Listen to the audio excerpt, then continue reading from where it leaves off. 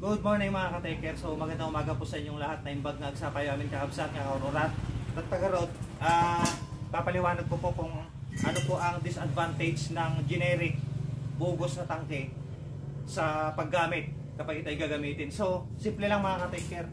Kapag generic or bogus yung tangke na inyong ginagamit, hindi po siya safe dahil itong mga generic na bogus, kolorum na mga tangke, kapag nakargahan na po ito sa planta, hindi ito dumadaan sa inspection, hindi nila chine-check kung may singaw o ano, basta kinakargahan lang.